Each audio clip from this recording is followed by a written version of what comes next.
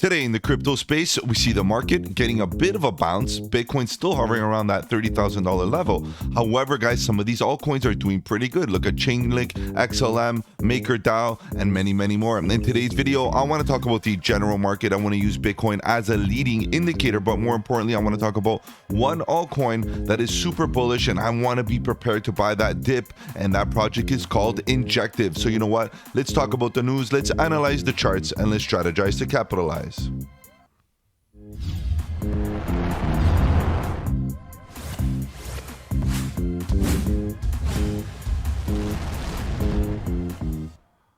Welcome to the channel. My name is Mike, and let's get right into it, guys. If you're new to the channel, welcome on the channel. We talk about cryptocurrency, we talk about Bitcoin, Ethereum, and all the altcoins, looking for opportunities. Whether we go up or down, bearish or bullish, all we want to do is stay one step ahead of the market so that we can capitalize on any of that volatility. And if you appreciate the strategy, subscribe to the channel, click the bell so you don't miss out on any of my future videos, including the live streams at 7:30 Eastern, where we talk about crypto news and price action. Guys, if you want to follow me on the socials, the links are in the description below. Feel free to join that Discord group. Great place, great community, sharing alpha throughout the day, trying to find those setups and those fundamentals is key. Now, guys, we're going to look at the general market first. We're going to scrape through the top 100. We'll look at the Bitcoin chart. We'll check out what's happening there with Bitcoin so we can use it as a leading indicator. Of course, if Bitcoin does come down and continue to the downside after this slight retracement to the upside, we could see a further bloodbath. We could see some of these altcoins reach those lower levels. And of course, we'll be prepared to buy those dips. Now, then we'll slowly get into looking at, other opportunities such as Injective. Injective is such a great project. A lot of good hype around the project. So I'm interested in scaling in, but not on the tops. I'm waiting for those retracements and those pullbacks, guys. And if we get them, great. But if we don't, we'll just keep on hunting, looking for good opportunities. Okay, guys, right now we see Bitcoin still kind of grinding to the upside as a retracement. I still feel like this is a bit of a retracement. For a further continuation to the upside, we need these, the type of scenarios here where we get this slow grind to the upside, maybe a bit of a back test and then continuation down. We see Ethereum doing a very similar thing. However, its bounce is a little bit stronger. Nothing too crazy here, but overall, the market is looking like it may want to retrace, right? Retrace to the upside. And this is what we're seeing. We see an XRP, BNB, 1%, 2%, give or take. Cardano, 2.5%. Cardano does have some bullishness right around the corner with its upgrade. And overall, the ecosystem is growing nice and slowly. The chain, the network is very strong and stable, secure. A lot of good things happening for Cardano. Of course, slow and steady does win the race eventually, and slow and steady, at the end of the day is where we want to be when we want to allocate capital. We want something stable, and Cardano so far is showing us that stability and security. So keep that into consideration. Solana currently still grinding to the upside, approximately 4%. So there is some strength in this market, as this retracement unfolds, even with Matic. Matic has been very, very quiet in the last little while. Polygon is bullish, no doubt, but now it's got a bit of competition. Some other layer twos coming out here, Optimism, Arbitrum, of course, the new guys on the block, just trying to steal some of its market cap. So keep an eye on those two. What else do we have here? Yeah, you can see that the market is slowly grinding to the upside. However, guys, still within a very, very tight range. Nothing really explosive just yet. Pullbacks are normal, retracements are normal. Even Stellar, that is up 14.5%, okay, right now, is still not creating a higher high. It's still creating a slightly lower low. And for me, a lower low and a lower high continuation to the downside is very, very possible. So keep an eye on that. Right now, we're showing some strength throughout the market, but we have to be aware of structure. And right now, it's either we're going sideways still or grinding to the downside. Chainlink getting a little bit of a rally here, 7% from the bottom of the range, guys. If you were able to snag in a good position on Chainlink, when did we last cover Chainlink? I think I covered it live right here, 6 days ago. I was talking about going long here, DCAing at the bottom of the range. We did fall below the range very slightly. However, guys, we were getting signs of bullish divergence and we were getting signs of a potential bounce to the upside. So for me, that was a great time to get in for a long position. If you were able to, now's the time to start looking at potential take profits. And I want to take a look at Chainlink in tonight's live stream at 7:30 Eastern. Guys, feel free to join me then. We'll take a look at Link. And of course, if you have any projects that you want me to cover here on the channel, feel free to let me know in the comment section. But the best place to do that is live at 7:30 Eastern. So I'm going to put yours in priority. All the requests get put in priority, but for now, we're starting the list with Chainlink. I think Chainlink right now is at a good TP for de-risking, but nonetheless, guys, I think that we're really early. We are definitely in an accumulation phase here in the crypto space in preparation for this bull run. So let's continue here. We have slow grinding to the downside. A lot of these projects, some of them getting stronger relief than others. Look at MakerDAO still grinding to the upside. Double-digit gains in the last 7 days, 17.5%. Guys, this is where you start looking into a defensive stance, whereas some other projects have yet to do that. Look at Near Protocol, just kind of waking up very slightly. VeChain as well, not really doing much, but this is the time to potentially start looking into these opportunities that haven't really moved. Like even Aptos, of course, I'm not that interested, but nonetheless, it hasn't really moved much in the last little while. But Optimism waking up 5%, the Graph 4%, a few little rallies here, a few little Synthetics doing pretty good, 10%. You know, overall, the market right now is getting its relief to the upside, which is looking pretty good.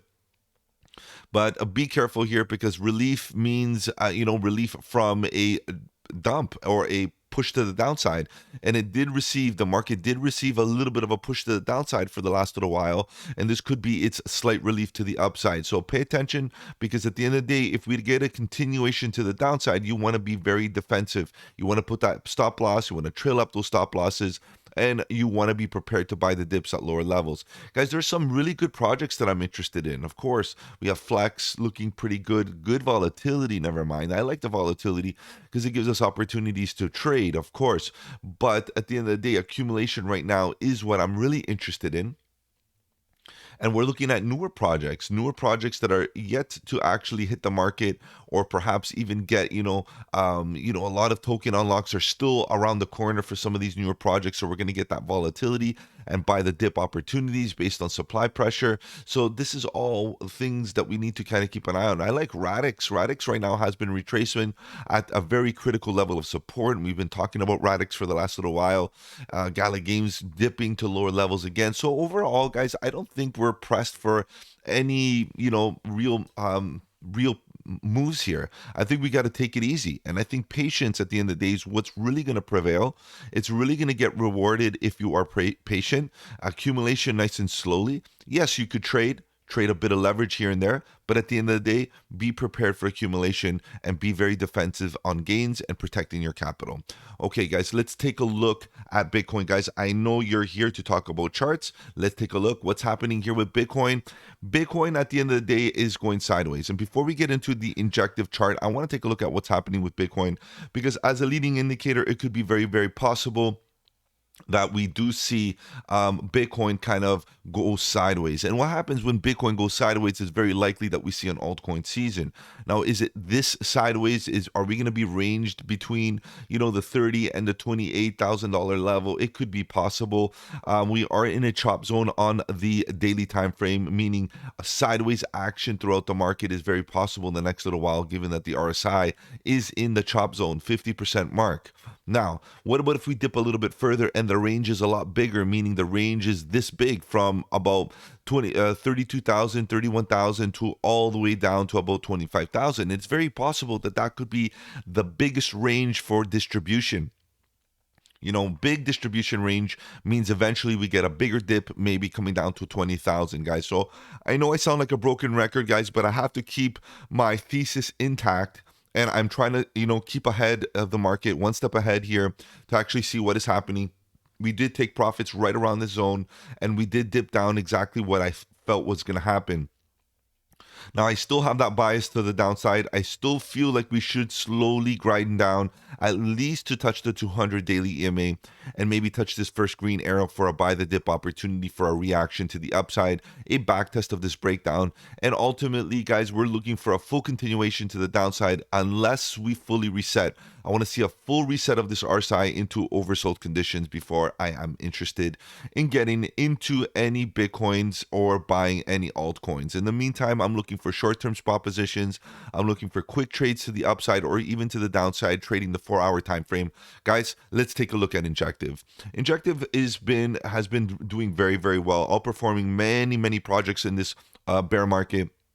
In fact, if you look at Injective on its own, it's one of the best performers right now in the altcoin space, right? Look at the retracement to the upside, or this bounce or this movement to the upside is basically, this looks like a bull run type of retracement or recovery here. Okay, so it looks pretty good, but you have to pay attention to the fact that as we keep on climbing to the upside, every impulse that we get, we are seeing signs of bearish divergence, right? The bears are slowly getting into control, while the bulls are losing their strength and their ability to prop up the price to higher levels. And that's something to consider, because once you get those indications, you have to get very defensive, because you don't want to give your gains back to the market. Now, we did get a nice retracement here, a nice little flag, and here we are getting a break to the upside. But it does look like a failed break, given that we are double topping. Now, keep in mind, there are a lot of projects that did this type of pattern. One of them is Render, and Render is slowly retracing, coming down to those lower levels. Another one is Kaspa. Kaspa is currently in a very similar double top type of very divergent type of scenario, where we could see the bears take control any moment. So getting into fresh longs right now for me on Injective is very dangerous. It's very risky. In my opinion, you should be very patient here and waiting to see if Injective does pull back. It's like trying to jump on a moving train. I think that this thing could break to the upside, fine, but at the end of the day, what's happening here is if you buy the top, you're going to have to wait for that retracement to fully retrace and maybe buy the dip and have to hold your negative position, your red position for the next little while, or take losses, right? And, stop yourself out on some losses and walk away. I prefer being patient and waiting. Why? Because we got 2 drives with bearish divergence. We got a third impulse to the upside that didn't create a higher high just yet. It could still do that, no doubt, but as long as we stay below the previous high and we are showing a downward sloping RSI, for me, this bearish divergence went from class A bearish to class B bearish with the double top and the downward sloping price RSI, which shows me class B, class A, and overall rollover. That's what I'm looking at here, guys. Now, of course, this can get all invalidated by the RSI creating a higher high and basically getting this RSI to higher levels back to the previous high. It could happen, guys. No guarantees here in this market, just probabilities. And probability is right now is that it's quite top heavy. Now, if we zoom in just a little bit more, you can see that the RSI at the end of the day did break a bit of a trend based on this price action to the upside, double topping higher high here. And we can see that as the price action is going up, the RSI is going flat here. So not the greatest scenario, class C bearish divergence. And at the end of the day, coming down to lower levels, even on this price action breaking trend. We did not break any structure by creating a lower low based on this low right here at about, $7.65, give or take. So that means that we're still okay and we're still poised for a continuation to the upside. However, guys, I would be very defensive, because if we do get a bounce and we get another double top, a lower high upon this scenario here with this little bit of divergence here, I would assume that maybe this price action is looking for a bigger rollover, and this could be the beginning of a quicker dip down to about, my opinion is, if we come down to about $4.43, I would be very interested, given that we do have a volume gap right around the zone to actually contend with. The top of the volume gap is definitely viable, okay, very viable scenario, $5.15, and the bottom of the volume gap, which is right about here, at about $4.35, give or take. Okay, so for me, this is the beginning. Now you know how it goes here. I don't get into any positions until I see momentum fully reset. I want to see the RSI on the daily get into oversold territory. I want to see the MACD showing me signs of bearish exhaustion, and then maybe I will start DCAing and building a position at these green arrows. If we do come down, get a full reset, and we are down here, so be it. At least we didn't buy in too early. We're waiting for as deep as possible of a retracement as the momentum kind of comes down. We do see another volume gap right around this area. A bit of a scenario with we do have some bottoms, some tops, some price action to here to act as some support. And this would be, for me, the optimal area to buy the dip right around here. And who's to say that we can come down here? It's very, very possible that we could, especially upon a full reset of the daily momentum. Okay, if it does happen, guys, I am prepared to buy the dip around this zone. Now, these retracements are quite deep. Quite deep. I think right now what we need to really do is contend with this zone right here and kind of ignore this for a second. Keep it in mind, sure, that we could come down to these horizontals. Very, very true. But I definitely want to put more priority on these arrows right here, because those arrows are bigger retracement levels, are more pressing retracement levels, right? As you see, we have been grinding to the upside, and the initial level of structure for me is down here at $5.40. I'm looking for this bigger break. This is a big M pattern, guys. If we break this bottom, it doesn't look the greatest. This is actually, if we break this bottom at $5.20, it becomes very likely that we do come down to the bottom of the range here at $2.50. So we got to take it easy. We have a lot of work to do if we're going to come down to that level. I am not anticipating a green candle, that's a red candle that's coming down to that level very, very quickly. I believe that first we have to take it day by day. Let's break some structure. Let's break some trends. Let's break a little bit of this momentum to the upside by breaking below the 200 daily EMA. The 200 daily EMA is still hanging out there. No touches just yet on the 200 daily EMA in the last little while. So I want to see the price action kind of get to that level first and respect the 200 daily EMA somehow, bounce out over it, maybe fall below it and get rejected and continue to the downside. But we need some sort of reaction right here on this 200 daily EMA as the time does evolve and, allow the 200 daily EMA to climb up and potentially now kind of roll over. So let me alter this a second, because as we kind of hang out in this space, right, and going sideways, we're going to slowly see this EMA kind of flatline.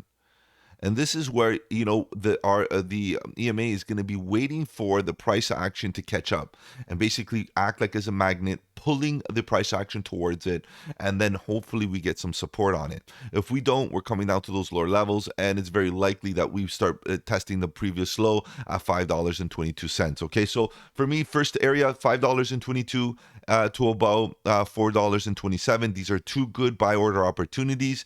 If we break below that, next level that I'm looking at is about $3.47, and then the $2.85. So how you scatter your buy orders are up to you. 4 buy orders, sure, put it in 4 buy orders right there, and then just wait. I would be looking at doubling down as we come down. Given the fact that you can drag down your average cost to those lower levels as we do come down. You can even couple up some buy orders, maybe just buy one here in the middle or something like that. But I prefer scattering buy orders. Honestly, there's no limit. You can put in a bunch of buy orders and just wait and see how many trigger. The thing is here is doubling down is very useful. So getting in with 50, and then doubling down with 100, then getting in with 200, and then getting in with 400. The reality is the one that you got in with $400 is basically going to drag your average cost down very hard. And as it comes down, you will be dragging it down bit by bit as you double down. And that's a very, very, very promising strategy given the fact that you're trying to improve your entry as it comes down. Okay, guys, so overall, DCAing does help, and I feel like it's a viable option here if we do come down to these lower levels on Injective. Injective has been a beast, but at the end of the day, we're expecting retracements everywhere. All right, guys, if you did find any value in my video, do the channel a huge favor. Subscribe to the channel, slap that like button. It does really help out with the algorithm. Of course, if you want to follow me on the socials, the links are in the description below. Feel free to join that Discord group. Great place, great community to find lots of alpha throughout the day. Good setups, good community, all of that good stuff. A lot of the socials there. Feel free to join. Guys, I'm live at 7:30 Eastern talking about crypto news and price action. Take care, guys. Have a good one. And don't forget, buy the dip.